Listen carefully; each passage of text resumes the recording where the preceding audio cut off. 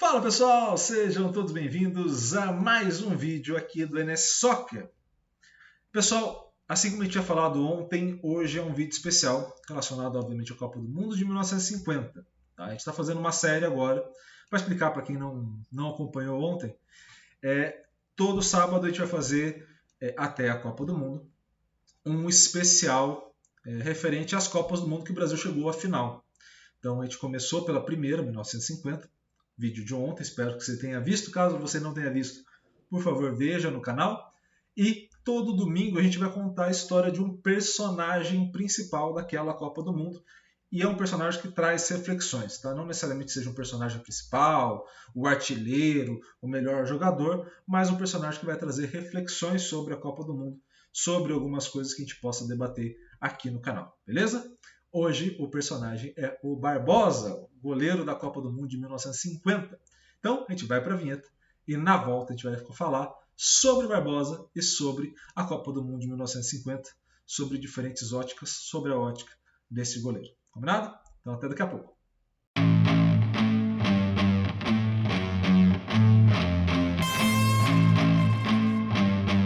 Pessoal, para a gente fazer esta resenha, para a gente fazer essa conversa, a gente vai passar por 4 pontos. Tá? O primeiro ponto a gente vai falar sobre quem foi Barbosa. Esse é o primeiro ponto que a gente vai falar. O segundo a gente vai caracterizar qual foi o estigma colocado no Barbosa. E a gente vai ouvir relato do Barbosa sobre esse estigma e o relato do Barbosa ao final de sua vida.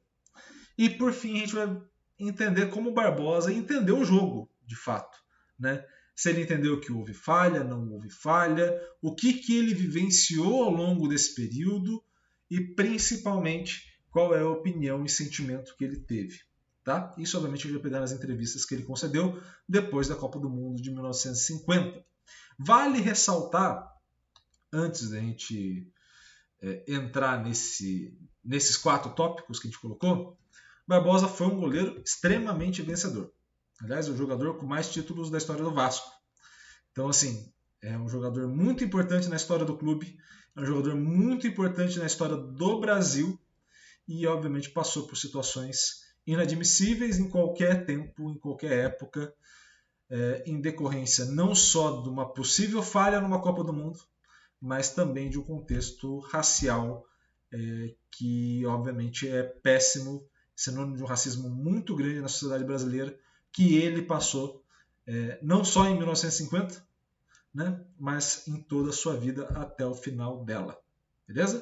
Então vamos aos vídeos. Vamos ao entendimento de quem foi Barbosa. Boa parte das pessoas aqui nos assiste talvez conheça o Barbosa apenas como o goleiro da Copa de 50. O Barbosa foi muito mais do que isso e a gente mostra para vocês. Nascido em Campinas, Barbosa brilhou no Rio de Janeiro. Foi ídolo do Vasco.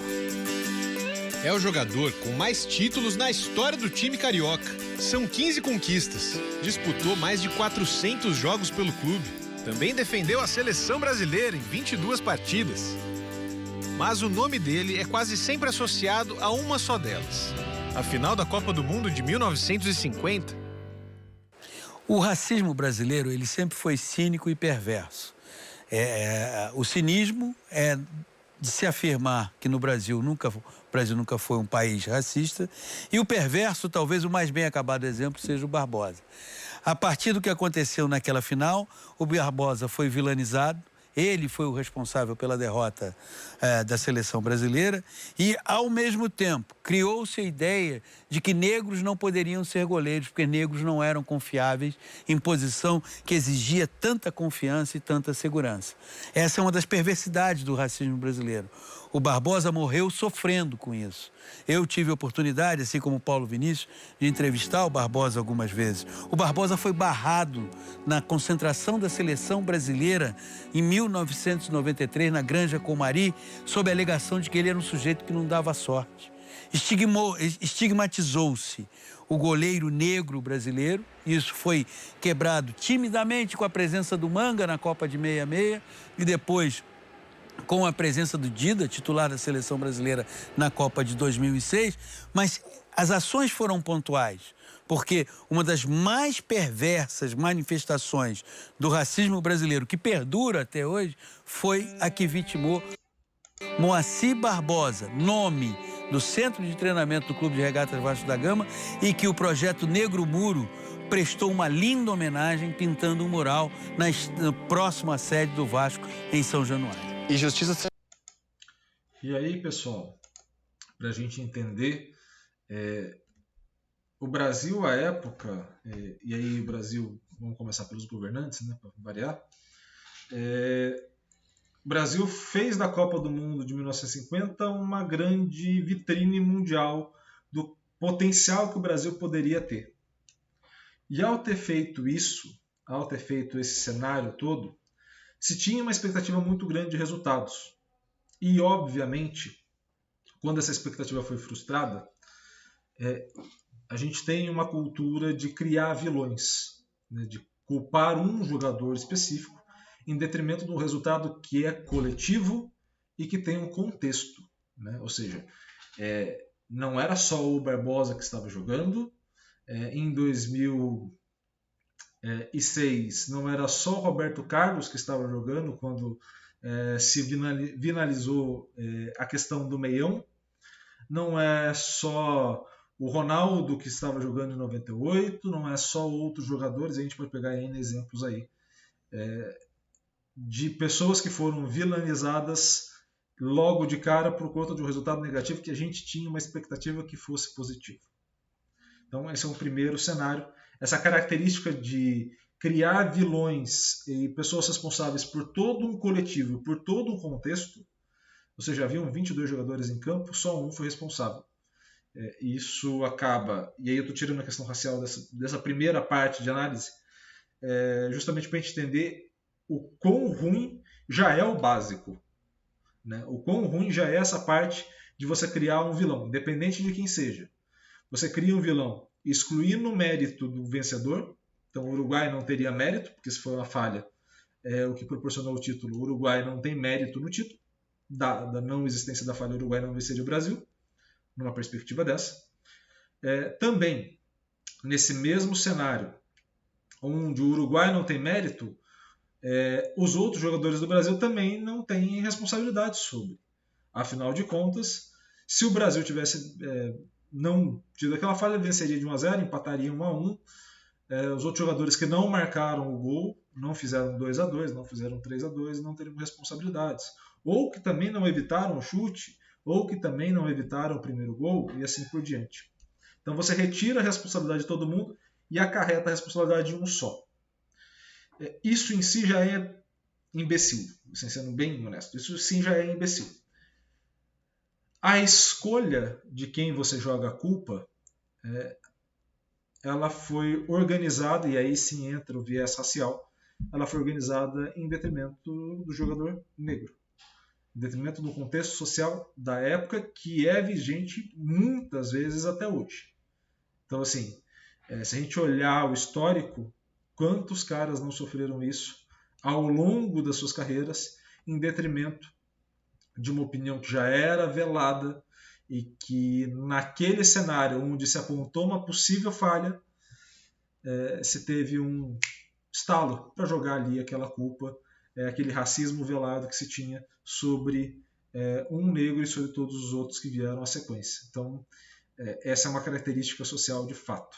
E aí a gente vai ter que entender também o que a gente está chamando de estigma. E a gente vai para o segundo vídeo e entender qual foi o estigma, o que foi, quais foram os exemplos de coisas que o Barbosa passou por conta disso. O senhor falhou naquela bola? Não, eu acho que não. Eu acho que não. Eu fiz aquilo que a minha consciência mandou fazer. Isso marcou a vida do Barbosa de uma maneira que eu disse um dia para o ministro. Foi a única maneira que eu tive de entrar para a história do Brasil, nunca mais sair dela. Nós conseguimos entrar num vagão, mas nós não entraram com a gente. O cara que estava sentado na minha frente, o cara disse, olha, se eu encontrasse aquele cara, o cara quem? O Barbosa, você ia ver o que eu ia fazer. E eu estava com um jornal Eu estava no jornal escondendo, né? Quando ele falou, eu ia fazer isso, eu digo assim, por acaso o amigo está me procurando? O cara saiu do trem pela janela. O garoto podia ter uns 10 anos. Ela falou, olha, meu filho, esse é o homem que fez o Brasil todo chorar. E eu disse, minha senhora, se talvez eu fosse seu filho que estivesse lá no meu lugar, talvez a senhora não dissesse isso agora, para esse seu filho.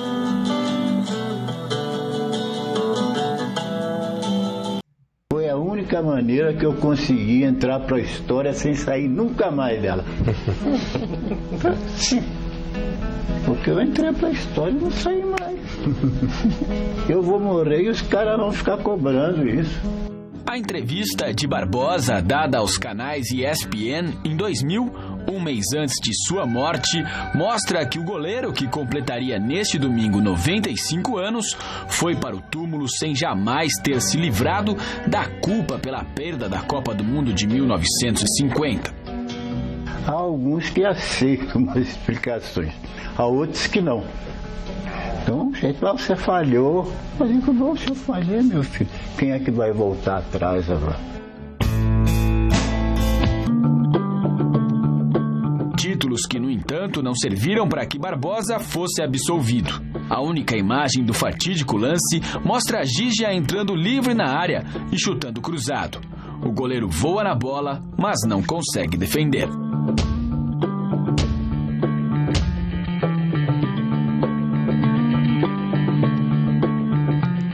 O Gigia pensou errado e deu certo. E eu pensei certo e deu errado.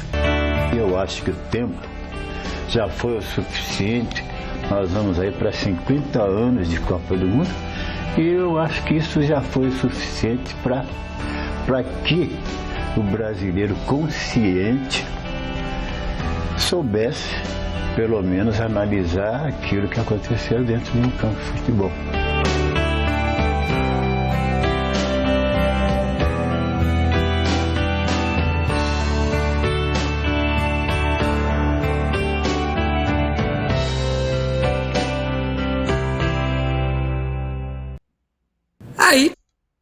E aí, pessoal, vamos a algumas reflexões antes dessa entrevista com o Jô Soares, que eu acho que é a que mais elucidou muitas coisas quando eu estava buscando as informações aqui sobre Barbosa, sobre todo esse contexto. Vamos aos pontos, para a gente não fugir da análise também. Houve falha? Essa é a primeira grande questão. No contexto que estava ali presente, em 1950, a gente tem que lembrar que algumas preparações não eram feitas da maneira que são feitas hoje. Seja a preparação da seleção brasileira, seja a preparação do goleiro de maneira específica, que evoluiu muito ao longo do tempo, a preparação de um coletivo, de uma equipe. A gente não está falando do futebol de 2022, nem do futebol de 1998, nem do futebol de 1970. As coisas foram evoluindo. E, obviamente, quanto mais para trás você for na história, mais situações vão ser caracterizadas como falha, porque um dia alguém olhou para aquilo e falou, pô, a gente pode aprimorar. Então, o que ele coloca, e se você olhar o jogo contra o Uruguai, era isso que acontecia, a jogada do Uruguai era a bola ir para a linha de fundo, que nem aconteceu ali no lance do Didi, e ele rolar para trás para alguém chegar finalizando. Que foi o primeiro gol do Uruguai, inclusive o gol de empate. O posicionamento dele já era esperando, provavelmente, esse passe para o meio, para a finalização novamente, e esse chute veio cruzado, e aí surpreendeu. Nesse cenário todo, onde você tem 22 pessoas jogando futebol, onde você tem um placar de 2-1, e aí você tem que lembrar que podia ser 2-2, você tem que lembrar que podia ser 1-0 porque não deixaram finalizar o primeiro. Você tem uma série de questões que inviabiliza dizer que essa ação, independente se falha ou não, ela foi impactante no resultado. Porque todas as ações são impactantes no resultado. Todas as ações impactam positivo ou negativamente. as ações anteriores dele impactaram em 5 jogos anteriores, 4 vitórias e um empate. As ações impactaram na possibilidade de chegar ao jogo final com possibilidade de título. As ações dele e de todos os outros que estavam ali presentes. Então, esse cenário de justificar as coisas pela falha é imbecil por si só. O segundo ponto é que é óbvio, num cenário racial desse, as pessoas, principalmente mais para trás, hoje a gente tem redes sociais, e aí você tem uma questão estética da ação racial, mas as pessoas faziam isso de maneira mais aberta, socialmente falando, fora de rede social, falando no dia a dia. E isso, você nota o quão de dor gerou. É como se você fizesse uma sentença que o cara fosse cumprir durante 50 anos porque você tinha expectativa de ganhar um título com a seleção e não ganhou. É muito cruel. É muito, assim, com todo respeito ao YouTube, que eu não sei se vai monetizar essa parte, mas é muita filha da putice. Não tem outro termo. É muito babaca da parte de quem fez. E obviamente você vai acabar prejudicando toda a vida de uma pessoa em detrimento de uma falha esportiva, se houve a falha, em detrimento de uma concepção que a gente passa a ter em toda a Copa do Mundo, de que assim a gente vai ser campeão, os outros não prestam, isso a gente domina, a gente é o melhor do mundo, e no final das contas são 22 caras em campo, ou 22 meninas em campo, no caso de uma Copa do Mundo feminina, mas compensa fazer esse tipo de cenário onde ou você torna o maior herói ou você torna o pior vilão da história?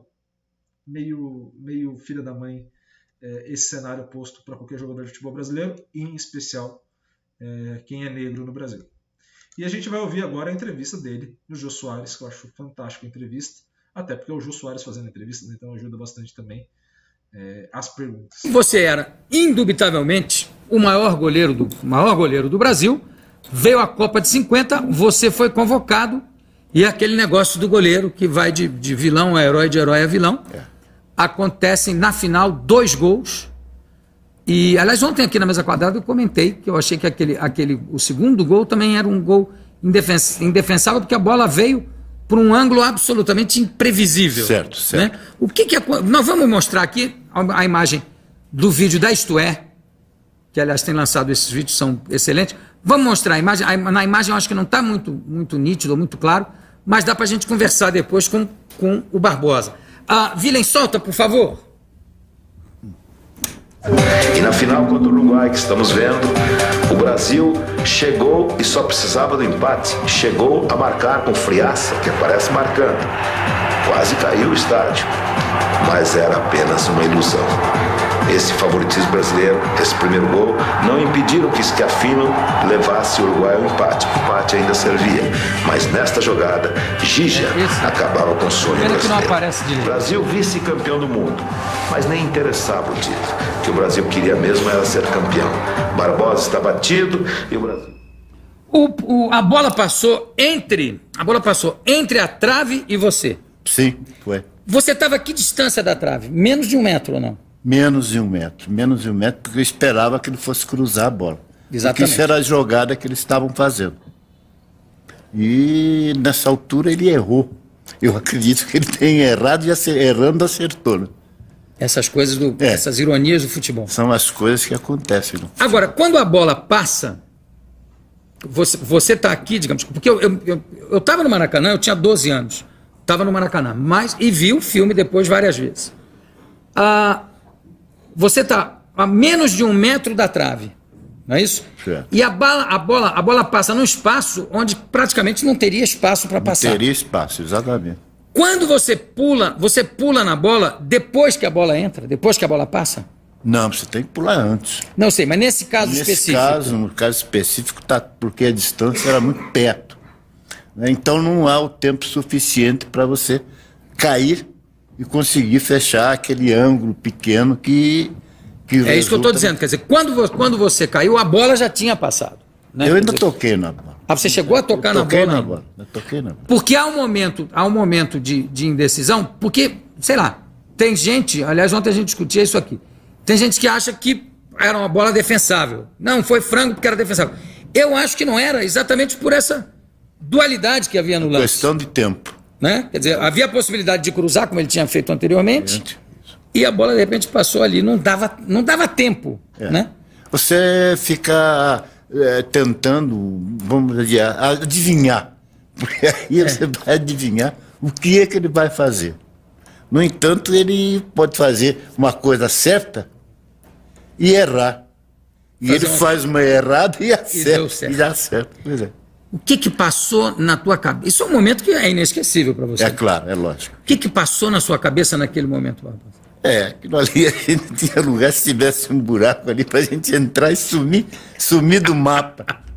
E o primeiro gol, como é que foi o lance do primeiro gol? O primeiro gol, a mesma jogada que ele fez, ele cruzou e o Schiaffino veio, os backs não fizeram a marcação que devia, ou que deveria, por acaso, e o Schiaffino pegou a bola sozinho, um voleio e conseguiu. O Schiaffino era o grande craque do Uruguai, não é? Era, exatamente. O pessoal atribui aquela vitória à garra do Obdúlio Varela. É lenda ou é verdade isso? Não, o Obdúlio foi um capitão que incentivava os seus jogadores, porque após o término da Copa do Mundo, eu tive no Uruguai, que eu fui homenageado lá, mas eles me diziam mesmo, do Obdúlio, Masfoli, e aqueles jogadores mais, vamos dizer assim, mais consagrados da seleção, porque a maioria eram novos, eram jogadores novos. Então eles diziam, nós pegamos incentivando a eles, porque eles sentiram que poderiam chegar a um resultado bom. Porque o objetivo deles era perder de pouco. E eles, como ganhamos, para nós foi muito melhor. Quando que bastava um empate ao Brasil, certo, né? Certo. Quando chegou, aliás, por ironia, também quando nós fomos eliminados pela Itália, não na final, mas fomos eliminados pela Itália, também bastava um empate. Um empate. Quando os uruguaios fizeram 2-1, no relógio ainda daria tempo de uma recuperação, não daria? Daria sim. Daria, mas a gente não sabe, não há uma explicação, porque deu um branco na equipe. O time ficou desarvorado. Desarvorou e o próprio torcedor silenciou. E aí, isso eu me lembro. O Maracanã ficou em silêncio, eu chorava, eu era menino, chorava. Que nem... O papai ficou até espantado, disse que você está chorando tanto, menino. Porque foi uma coisa emocionante. A emoção é tremenda, porque naturalmente o povo foi preparado para uma vitória. Os jornais já tinham saído com a notícia da vitória. O jornal no sábado publicou uma fotografia, eles montaram essa fotografia com a seleção brasileira tipo de fila indiana, com a faixa de campeão do mundo. E aquilo foi, inclusive, uma arma que eu me dou muito com o cônsul do Uruguai, Cabaleiro, e ele pegou aquele jornal e levou para a concentração. Motivou os jogadores. Motivou, então. Quer dizer, a responsabilidade que deveria estar com eles, passaram todo para cima da gente. Então criou-se um clima de já ganhou e sem que a gente tivesse ganho. Né? Como é que foi a preleção antes do jogo? Teve algum político que veio falar? Isso teve. Olha, teve uma porção deles que eu vou contar um episódio que para você, na hora do almoço que nós sentamos na mesa para almoçar, eu comi um pedacinho de bife assim e metade de uma folha de alface. Sabe por quê? Porque a gente sentava e estava com um prato para comer, chegava, levanta que vem o seu Cristiano Machado, que é candidato a presidente da República. E aí esse Cristiano Machado dizia que ia dar o mundo e o mundo para a gente. A gente sentava, quando ia de novo no lugar, lá vinha o senhor Aldemar de Barros. Levanta que o senhor Aldemar de Barros também vai dar casa, automóvel, enfim, uma opção de coisas para a gente. E acabou o resultado, que nós tivemos que sair do estádio de São Januário, pegar um ônibus, ir para o Maracanã e ficar feito touro. Você já viu quando é que o touro fica dentro daquele quarto escuro? Então fecharam a gente lá e deram um sanduíche para a gente comer. E fim de papo. Depois soltaram a gente na arena para para decidir. Para enfrentar o jogo. Para enfrentar o jogo. Ô Barbosa, e a parte você falou, prometeram mundos e fundos, e sobraram só os fundos imundos, né? Quer dizer... É isso mesmo. E pessoal, com essa piada do Jô Soares sobre as promessas, é bom a gente recordar algumas coisas que são necessárias. O Brasil, de maneira geral, não é para amadores, né? Essa frase já é antiga, já não é minha, essa frase, obviamente. E quando eu falo isso é no seguinte sentido: envolve política, uma partida de futebol envolve política, envolve racismo, ou seja, envolve toda uma estrutura social ali presente, envolve uma série de circunstâncias relacionadas a um sentimento nacional de impotência ou de insegurança perante um cenário internacional, onde se queria um maior destaque, envolve uma série de coisas. Toda vez que a gente está à véspera de uma Copa do Mundo, onde se tem uma expectativa muito grande pelo hexacampeonato, e de fato torço e acho possível que aconteça. Mas independente do resultado que acontecer, reflita para que a gente não torne o Neymar, o Coutinho, o Alisson, o Marquinhos ou qualquer jogador que estiver ali o próximo vilão. De fato, não tem mais o que fazer pelo Barbosa, a não ser recordar, refletir sobre isso que aconteceu e evitar para o futuro que não aconteça.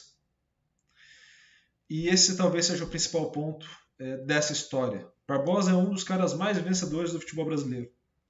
Barbosa foi o principal goleiro de uma geração do futebol brasileiro. E o Barbosa foi condenado por causa de uma partida de futebol. Obviamente não só por uma partida de futebol, mas por uma série de coisas que implicaram na partida de futebol. Isso é uma outra parte. Mas tentemos, independente dos resultados, não fazer isso com as próximas gerações. Quando a gente fala da saúde mental, da importância, a gente discutiu isso ao longo dessa semana, da importância da saúde mental do jogador e de você ter um respeito grande ao processo de formação, também se faz necessário ter toda essa importância, todo esse cuidado pós as vitórias, pós os títulos, pós as derrotas e eliminações em uma Copa do Mundo ou em qualquer outra competição. Não é só cuidar de quem está na ponta, é cuidar de quem já passou pelo campo, é cuidar de todo mundo, é fazer esse processo de reflexão para a sociedade como um todo. E que bom que a gente possa fazer isso. E que ruim que alguém teve que viver isso para que a gente pudesse fazer reflexão. Vamos evitar de fazer isso com as próximas gerações e com a geração atual que está representando a seleção brasileira e evitar de criar casos e mais casos e mais casos como esse, de racismo e principalmente de criar esses vilões em uma competição que é apenas uma competição esportiva e ponto. Combinado? Então, pessoal, vídeo de amanhã de reflexão às 10 horas, então vocês já estão acostumados. E semana que vem, no final de semana, temos a Copa do Mundo de 1958 e mais um destaque, mais um grande personagem também no domingo, referente à Copa do Mundo de 58. Combinado? Um grande abraço a todos, obrigado por ter acompanhado até aqui e valeu!